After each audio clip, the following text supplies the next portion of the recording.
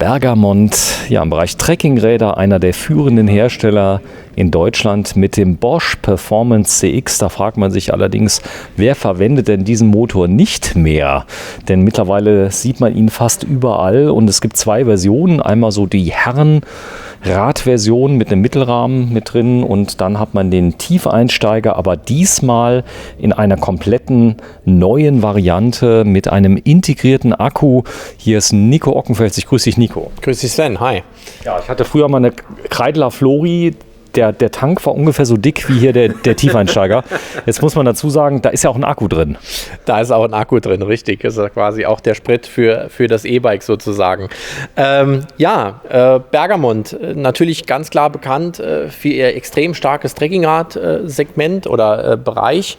Die Kollektion vom letzten Jahr war schon wirklich sehr, sehr gut gewesen. Nur in diesem Jahr hat so ein bisschen, oder im letzten Jahr hat so ein bisschen die Thematik gefehlt, Integration der Akkus, vor allen Dingen, sage ich mal, bei den Tiefeinstiegsvarianten. Die Lösung war ja die gewesen, dass die Akkus immer stehend am Sitzrohr waren. Das heißt, visuell natürlich immer erkenntlich. Bei den Herrenmodellen hatten wir Semi-Lösungen gehabt. Das heißt, also bei den unteren Preislagen war der Akku halb aus dem Unterrohr rausgeschaut. Und so wie wir die Herrenvariante hier sehen, ist sie jetzt nicht neu. Das gab es jetzt im Modelljahr 2020 auch schon. Aber im Großen und Ganzen hat sich doch einiges getan. Gehen wir vielleicht noch mal konkreter auf den Tiefeinstieg. Das Tiefeinstieg wird immer mehr ein Thema. Jetzt nicht nur, vor 10 Jahren hat man gesagt, okay, ein Tiefeinstieg ist die Damenvariante. Tiefeinstieg nehmen mittlerweile auch 80-90% der Männer. Gründe gibt es viele, ob es jetzt das höhere Alter ist und man sagt, okay, ich bin nicht mehr so beweglich, es wird auch nicht mehr besser. Oder auch nehmen wir mal den Faktor Hüft-OP. Die Beinbeweglichkeit nimmt halt einfach ab, gerade nach einer OP dann halt auch. Und dann ist der Tiefeinstieg auch in dem Faktor Sicherheit. Da haben wir auch viele Damen, die einfach sagen, ich brauche die Sicherheit, das gibt mir ein besseres Kopfgefühl, ist der Tiefeinstieg ganz klar die beste Lösung.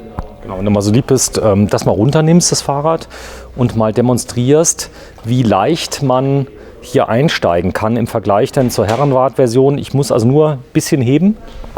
Ein bisschen heben und schon draufsetzen. Das ist alles. Das ist alles, genau. Also Thema war wirklich, dass Bergamont hier auch nachziehen musste. Wir haben ein Rad gebraucht, einfach wo mit dem neuen Standard einfach geht, wo wir auch sagen können, hier passen jetzt auch die großen Akkus rein. 625 Wattstunden bei Bosch gibt es nur als integrierten Akku, nicht als Aufsatzakku. Und das hat Bergamont wirklich halt auch schön gelöst. Ja, wenn man natürlich sich jetzt die Seite anschaut, ist der Akku schon groß dimensioniert, beziehungsweise das Unterrohr groß dimensioniert. Aber es wirkt unglaublich stabil. Ja, wir brauchen halt eine gewisse Steifigkeit und das erziele ich halt wirklich nur mit so einem massiven Rahmen, der mir das dann halt auch gibt. Nicht, dass das Rad anfängt zu flattern oder ich einfach ein verwindendes Fahrgefühl halt einfach habe. Das hast du gar nicht hier. Das hat man hier halt einfach gar nicht, genau. Und hier sieht man jetzt auch quasi direkt den Akku. Es ist einfach durch dieses Cover halt natürlich dann geschützt, was ich dann auch wieder einsetzen kann. Das heißt, man könnte den auch tauschen, wenn man einen zweiten Akku mitnehmen würde. Genau. Du bist unten nicht drin mit der Nase. Guck mal gerade, jetzt geht's. Auch, was man hier jetzt schön sieht, hier haben wir ja den Zylinder für das Schloss, für den Akku rauszunehmen. Der wird auch mit dem Cover direkt überdeckt, damit auch dort nichts drankommt, sei es jetzt Dreck oder ähnliches oder Feuchtigkeit, ist es halt nochmal zusätzlich mit geschützt. Bei dem Expert reden wir natürlich jetzt schon von einem Rad, was eins der hochwertigen Modelle ist. Heißt, hier haben wir jetzt bei dem Preispunkt von 3.499 € auch den starken Performance CX Motor drin, den viele Kunden auch haben wollen, trotz dass wir ja immer noch von einem Mountainbike-Motor sprechen. Er aber natürlich ja ganz klar viel Leistung halt auch hat. Jetzt mit dem Update ja auf 85 Newtonmeter statt 75, somit halt nochmals mehr Power. Und dann natürlich in der Kombination auch mit dem großen Akku mit 625 Wattstunden. Stark. Also hier sehe ich auch so kleine Details. Jetzt habe ich hier nochmal einen Kettenschutz mit drin. Also hier kann ich dann auch mal mit einer schönen Hose fahren. Genau. Das sind also richtige Fahrzeuge, die ich im Alltag einsetzen kann. Richtig, es ist einfach ein Alltagsfahrzeug. Natürlich vielleicht auch für Pendler gedacht, die einfach sagen, ich fahre damit auf die Arbeit. Ich brauche den Schutz, sprich was Schutzbleche dann halt auch angeht. Das Schutzblech ist kaum zu erkennen. Das haben sie so gut gemacht, dass du gar nicht siehst, dass da ein Schutzblech drauf ist. Ja, das Matte ist natürlich auch nochmal ein Effekt dort dabei. Vor allen Dingen, wir haben wirklich ein vernünftiges Metallschutzblech. Warte, das ist mach kein nochmal. Plastik. Okay. Und es wirkt einfach von der Anmutung her schon sehr, sehr hochwertig und edel. Die Bereifung an sich ist natürlich jetzt bei dem Farbton, das nennt sich jetzt, glaube ich, Aubergine, ist natürlich farblich gesehen sehr feminin. Es gibt aber durchaus halt auch Farbvarianten. Es gibt manche Modelle in 2 Farben, wo wir dann vielleicht ein Weiß oder ein Schwarz dann halt auch mit drin haben. Gut, das heißt also, es gibt hier verschiedene Farben. Habt ihr die Farben im Shop zum Sehen, dass man die anschauen kann? Also wir haben das Bergamont-Portfolio soweit eigentlich schon drin. Es gibt viele Räder, die halt auf einem weiten Liefertermin stehen. Die Thematik dieses Jahr ist wirklich nicht so schön. Die ersten Räder sind auch jetzt erst gekommen. Wir haben jetzt Ende Oktober, Anfang November. Problem ist einfach Produktionen, wo es auch für die Hersteller nicht so einfach ist, mal schnell jetzt den gesamten Bedarf zu decken. Und wir sind jetzt eigentlich schon sehr, sehr froh, dass wir dieses Modell auch schon hier haben. Wir haben vereinzelt auch schon 2, 3 andere Modelle da, noch nicht alles. Jetzt muss man aber auch dazu sagen, dass der Trekkingradkunde schon ein Kunde ist, der sich tendenziell zu den Hauptzeiten oder Saisonzeiten halt auch bewegt, sprich Februar, März, da geht es für den los. Der fährt halt mehr bei schönem Wetter. In der aktuellen Situation, in der wir uns aber befinden, rate ich jedem, sich vorher schon zu informieren, damit es nachher nicht im März, April heißt, tut mir leid, aber Ihr Rad dauert 3 Monate, bis es kommt. Das sollte jedem schon in den jetzigen Zeiten bewusst sein. Ja, das ist auch kein mal ebenso hingesagter Ratschlag, um mehr Umsatz zu erzeugen, denn ihr habt im Forecast das komplette Jahr 2021 schon geordert. Das heißt, da kommt auch nichts mehr. Das weißt du leider schon. Das heißt, du kannst wahrscheinlich ab März dann in Urlaub gehen für den Rest des Jahres. Nee, ist nicht ganz so, aber das tröpfelt dann so rein quasi. Ja, also momentan ist es wirklich so, bei Bergamont sieht es noch einigermaßen ganz gut aus, aber wir haben dann jetzt aktuell schon Liefertermin, wenn ich jetzt ein Modell nicht geplant habe, durchaus erst nächstes Jahr August. August? Das ist jetzt kein Scherz, ja. Wir reden von August. Boah, du musst ja Geld verdienen bis zum Abwinken. Denn wenn ihr die so aus den Händen gerissen... Nein, das geht dem ganzen Fahrradhandel so? Ja, es liegt einfach an den Produktionen, an den Kapazitäten, den Möglichkeiten, der Nachfrage natürlich halt auch. Das betrifft auch jeden Hersteller. Es ist nicht so, dass wir jetzt sagen, okay, andere Marken, die liefern alle. Nur die Firma Bergamont oder XY liefert aktuell gar nicht. Es ist wirklich eine ganz große Herausforderung für alle, für Hersteller, für die Industrie, für uns halt auch. Und wenn sich wirklich jemand interessiert, es hat zum einen ja auch den Vorteil, wenn die Kundschaft in der Nebensaison jetzt halt auch kommt, haben wir deutlich mehr Zeit für den Kunden. Wir haben das dieses Jahr wirklich in der Corona-Zeit ja auch erlebt gehabt, dass wir uns in der Beratung nicht die Zeit nehmen konnten, wie wir sie gerne uns genommen hätten, aufgrund dessen, dass wir Warteschlangen hatten vor den Türen. Und das wollen wir natürlich halt auch vermeiden. Deswegen empfehlen wir wirklich jedem, informieren Sie sich jetzt wirklich schon vorab. Wenn es dann auch ein Rad für erst im März sein soll, kann man es wirklich so machen, dass wir es dann terminieren und der Kunde es dann auch dann erst abholen kann. Aber dann hat es zumindest mal schon mal sicher.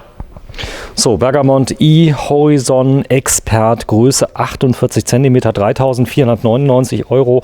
Da gehen bis 31.12. ja bekanntlicherweise rund 3% noch ab wegen der Mehrwertsteuer plus minus.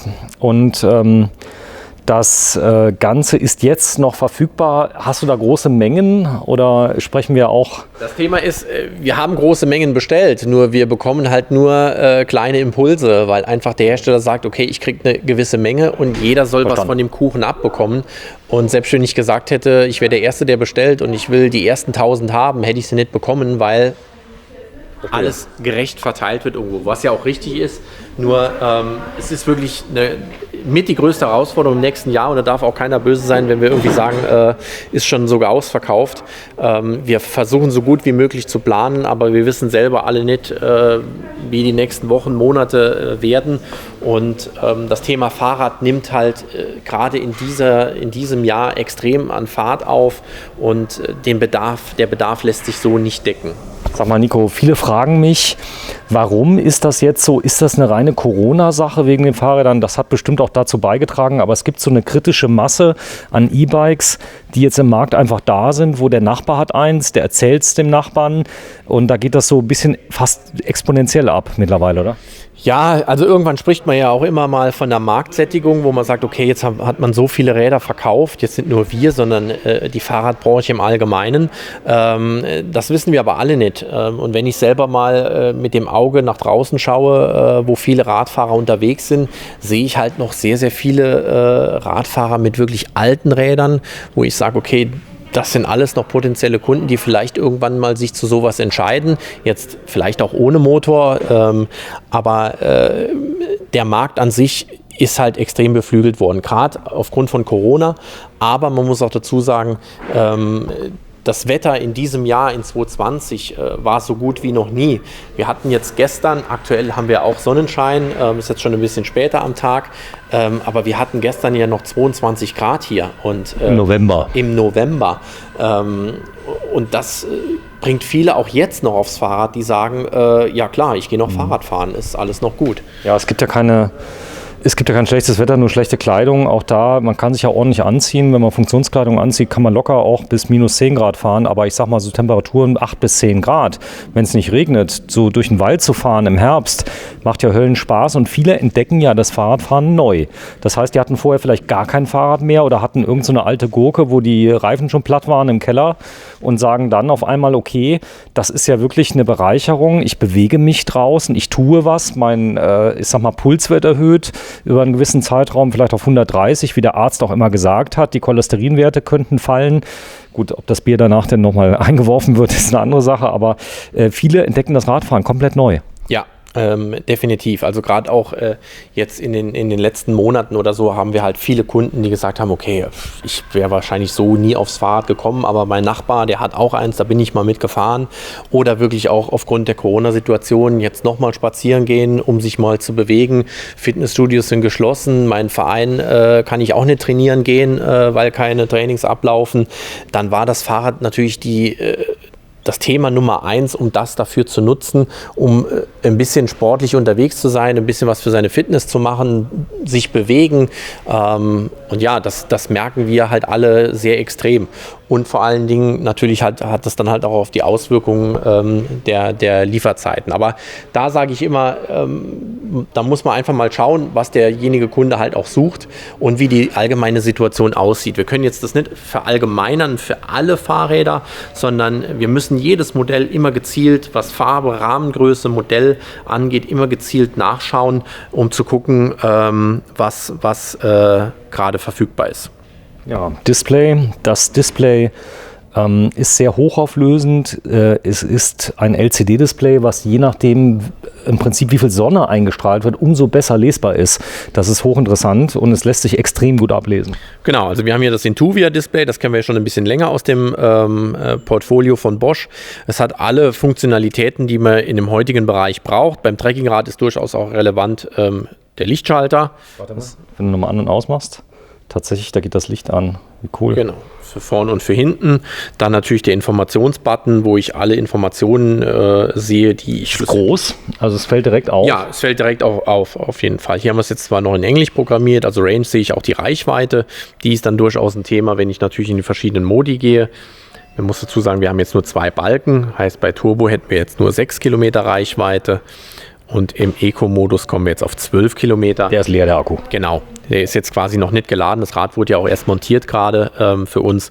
Und hier würde ich jetzt mal davon ausgehen, dass die auch noch nicht das Rad an der Diagnose hatten, um es dann auch auf Deutsch umzustellen. Ja, für Leute, die noch nie ein E-Bike hatten, der Motor unterstützt in dem Maße, wie ich reintrete. Das heißt, er multipliziert meine Kraft mit einem Faktor n und diesen Faktor kann ich übers Display einstellen. Das heißt, ich kann also sagen, zum Beispiel 0,3, 0,5 oder sowas, auch 2. Das heißt, ich kann also 200% plus kriegen. Wie ist das eingestellt? Zum Beispiel Eco, da kriege ich eine Unterstützung trotzdem. Da gibt es eine Unterstützung. Also wir gehen natürlich in der Kraftentfaltung, je nachdem, was für ein Motor drin ist, bei Bosch bis zu 460%. Nochmal. Bis zu 460%. Das heißt, ich gebe 100 rein und kriege 460 raus. Genau, richtig. Und das kommt natürlich immer auf den jeweiligen Modi halt auch drauf an. Ne? Hier ist das vorgegeben. Also wir haben ja Eco, Sport, Tour bzw. EMTB und Turbo. Und jeder Modi hat seine Unterstützung. Der Tour-Modus. Ich weiß gar nicht, wie es jetzt hier gerade eingestellt ist. Ne, wir haben den Sportmodus. Der Sportmodus ist eigentlich der Modi, der hier auch fest fixiert ist. Bei einem Mountainbike, das geht aber hier auch, kann ich den auf den EMTB-Modus umstellen und der funktioniert dann dynamisch. Das heißt also eigentlich automatisch. Er passt sich genau an, aufgrund der Trittfrequenz, wie viel Unterstützung er schlussendlich halt gibt. Das maximale Gewicht, das ich wiegen darf, also beziehungsweise es gibt da, glaube ich, ein Systemgesamtgewicht bei dem Fahrrad, das liegt wie hoch? Das liegt bei der Bergamont-Kollektion bei 140 Kilo. 140. 140, genau. Wenn wir jetzt weiterführend gehen, es gibt ja neben der E-Horizon-Serie noch die E-Will-Serie. Die geht im nächsten Jahr sensationell sogar bis auf 180 Kilo hoch. Das ist wirklich... also für Leute, die ein bisschen schwerer sind? Genau. Wir reden ja wirklich immer vom Systemgewicht. Das heißt, ich muss das Gewicht des Fahrrades abziehen. Wir reden hier von knapp ca. 25, 26 Kilo. Und davon gesehen ist es halt wirklich so, hier bin ich dann schon in einem Gewichtsbereich um die 115 Kilo, sag ich mal. Da ist auch jemand, der sich gerade bewegen will, weil er vielleicht ein bisschen zu dick ist und sein Arzt gesagt hat, hey, du könntest mal deine Fettleger ein klein wenig behandeln, beweg dich mal mehr, das sagen ja alle. Und viele haben ja dann noch Probleme mit den Gelenken, wenn sie so schwer sind. Es kommt mit hinzu, so ist aller Anfang schwer. Ja. Aber das Thema Gewicht ist nicht zu vernachlässigen, die gehen nicht direkt kaputt, aber die sind halt nur zugelassen bis zu dem Bereich und viele sind halt nur bis 120 Kilo. Richtig, also man muss immer dazu sagen, wenn ich jetzt auch einen Fahrer habe oder eine Fahrerin, die 120 Kilo wiegt, man muss ja immer überlegen, für welchen Einsatzzweck verwende ich dieses Rad. Jetzt haben wir natürlich bei einem Mountainbike, wenn es dasselbe Systemgewicht hat, ist es ja auch ausgelegt für wirklich härtere Sachen, ne? Also bei einem vollgefederten Rad ist es dann auch schon abfahrtsorientiert. Das ist jetzt nichts, wo wir hier bei einem Trekkingrad von sprechen. Und es kommt halt wirklich immer darauf an, was ich mit dem Rad mache, wie ich es wirklich nutze. Das sollte man mal ein bisschen abwägen. Ich würde jetzt nicht immer aufs Kilo genau gehen. Man sollte es schon einhalten. Also wir können jetzt nicht 140 Kilo wiegen und das ist das Systemgewicht. Das würde ich jetzt nicht machen. Aber wir sind ja bei uns in Deutschland hier und da ist natürlich halt auch immer alles sehr, sehr genau. Ich glaube jetzt unten jetzt in Portugal, da würden die Leute auch mit 300 Kilo draufsteigen. Nee, das wird es wahrscheinlich nicht aushalten, aber da sind noch Reserven drin. Ja. Das wird ja nicht sofort zusammenbrechen. Definitiv. Also wenn wir das Thema mal Rahmenbruch ansprechen, das ist ein Faktor. Das gibt es quasi nicht. Den gibt es quasi eigentlich gar nicht mehr. Ne? Das ist so das. Also auch hier so ein Laufrad wird nicht zusammenknacken, wenn ich jetzt 10 Kilo mehr drauf packe. Was ja die Leute auch schon mal tun. Wenn sie hier einen Gepäckträger, ist ein Racktime drauf. Genau. Der trägt ja auch noch mal ein bisschen was. Richtig, das gehört natürlich auch mit ins Systemgewicht rein, ne? Sollte man schon bedenken. Deswegen auch der Name Systemgewicht und nicht nur Körpergewicht. 25 Kilo steht hier drauf, darf genau. Das darf er tragen. Was jetzt vielleicht bei dem Herrenmodell noch Thema ist, was Thema Reichweite auch angeht. Wir haben ja schon den 625 Wattstunden Akku. Wir haben hier die Möglichkeit, über einen Range Extender auch noch einen 500 Wattstunden Akku zu montieren. Die also Aufnahme der Platte ist dann hier.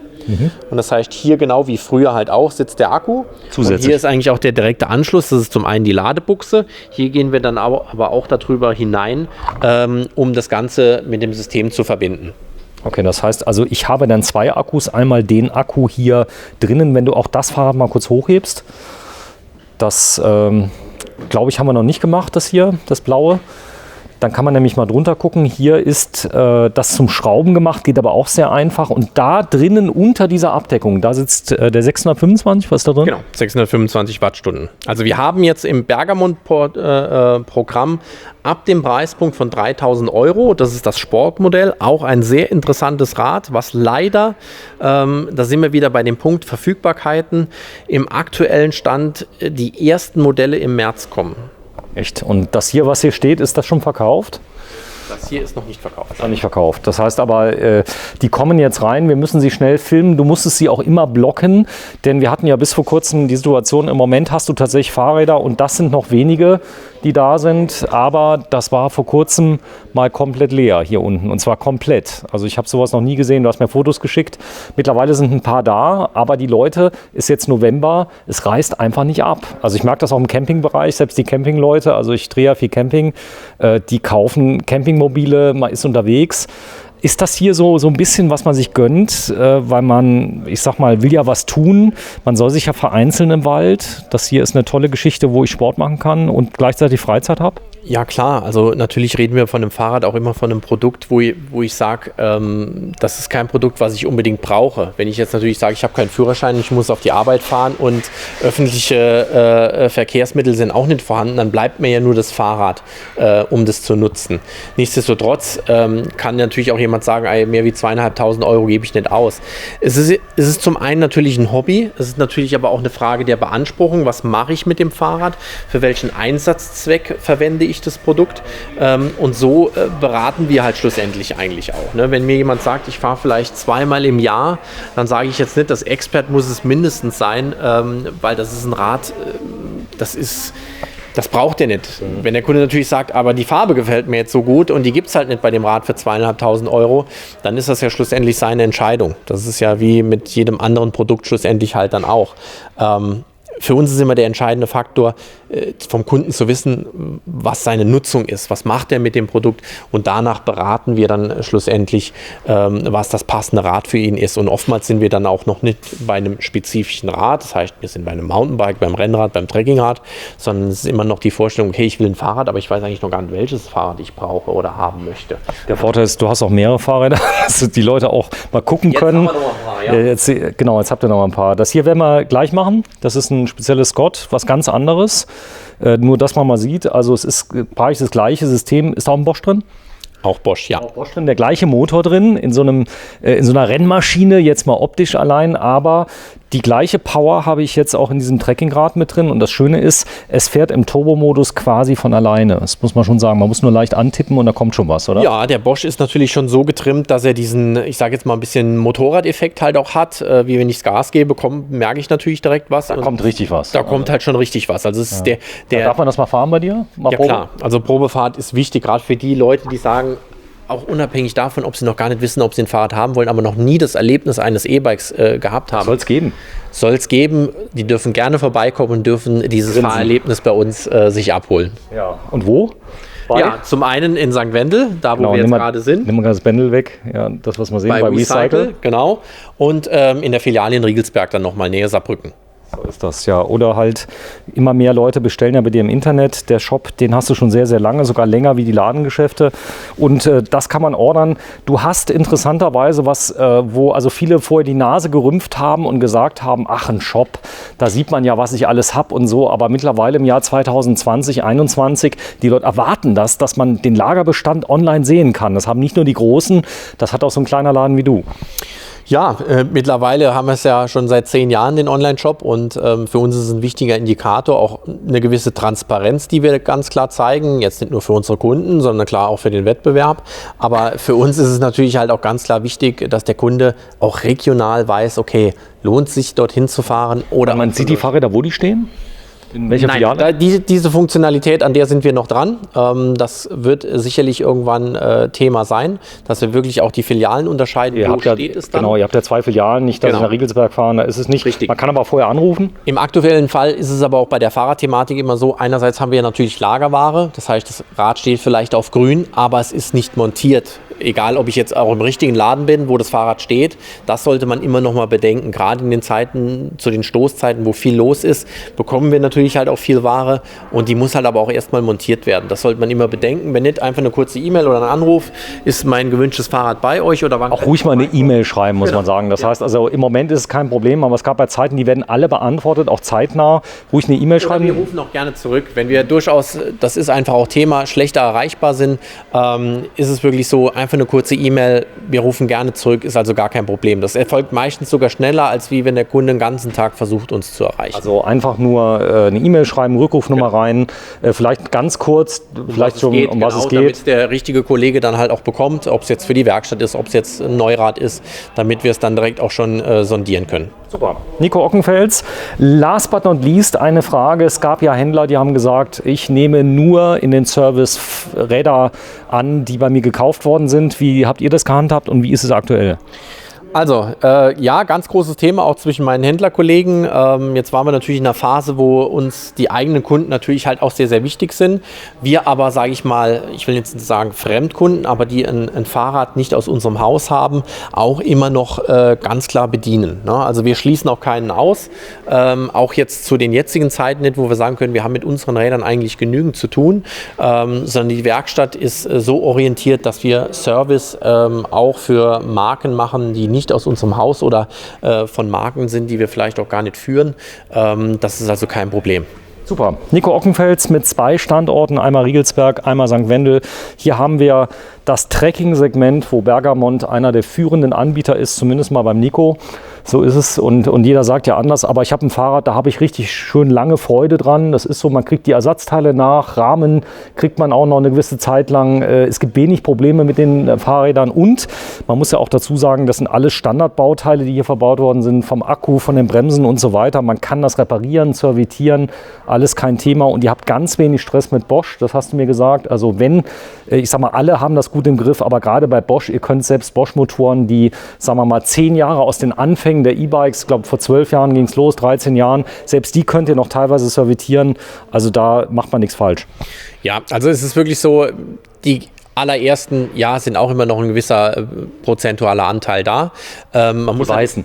Ja, man muss halt immer überlegen, wann ist ein Rad auch in die Jahre gekommen. Wenn ich ein Rad habe, was jetzt vielleicht 60.000 Kilometer hat, muss man irgendwann auch mal sagen, okay, das hat seinen Dienst dann halt auch getan.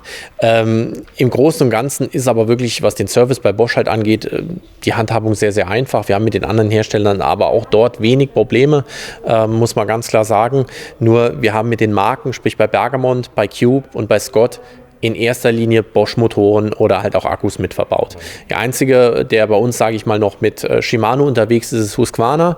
Da warten wir drauf. Da gibt es ja auch einen neuen Motor. Sobald wir da das erste Rad haben, werden wir dazu auch ein Video machen.